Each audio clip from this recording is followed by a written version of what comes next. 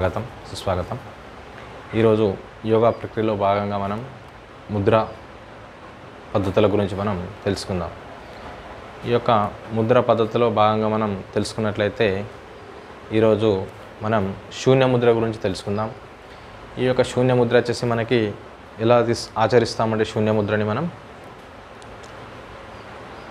ఇలా ఈ యొక్క మధ్య వేలిని మడిచి పైనుంచి బొటన వేలు సపోర్ట్ తీసుకుంటూ మధ్య వేలిని అరచేతి మధ్యలో మడిచి పెడుతూ ఆ తర్వాత మనం పైనుంచి బొటన వేలు సపోర్ట్ అనేది తీసుకోవడం జరుగుతుంది.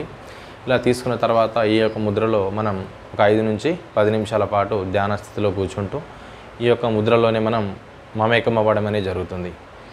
ఈ యొక్క ముద్రను ఆచరించడం ద్వారా మనం మన యొక్క చెవికి సంబంధించినటువంటి సమస్యలకి నివారించడానికి అవసరమైనటువంటి వినికిడి శక్తిని మెరుగుపరచడానికి ఈ యొక్క ముద్ర అనేది తోడ్పడుతుంది. అలాగే థైరాయిడ్ యొక్క సమస్యలను కూడా తగ్గించడానికి ఈ యొక్క శూన్య ముద్ర అనేది మనకి ఉపయోగపడుతుంది. ఈ యొక్క శూన్య ముద్రను ఆచరిస్తున్నప్పుడు మన దృష్టిని కేవలం శ్వాస మీదనే ధ్యాస ఉంచాలి. అలాగే ఈ యొక్క ముద్రమైన ధ్యాస నిలిపాలి. ఇలా ఉచ్ఛ్వాస నిశ్వాసలను మనం కొనసాగిస్తూ శ్వాస మీద ధ్యాస నిలుపుతూ ఈ యొక్క శూన్య ముద్రను మనం ఆచరించినట్లయితే మన యొక్క చెవిటి వినికిడి సమస్య నుంచి అలాగే థైరాయిడ్ సమస్యకు కూడా ఒక పరిష్కార మార్గానికి ఈ యొక్క ముద్ర అనేది మనకు తోడ్పడడం అనేది జరుగుతుంది.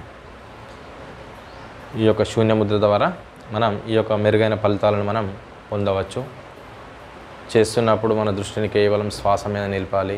అలాగే ఉచ్ఛ్వాస నిశ్వాసను గమనిస్తూ ఈ యొక్క మధ్య వేలిని పైనుంచి బొటన వేలు సహకారంతో ఈ ముద్రను ఆచరించినట్లయితే మనకున్నటువంటి ఈ యొక్క చెవికి సంబంధించినటువంటి సమస్యలను నివారించడమే కాకుండా వినికిడి శక్తిని కూడా మనకు సమకూరుస్తుంది.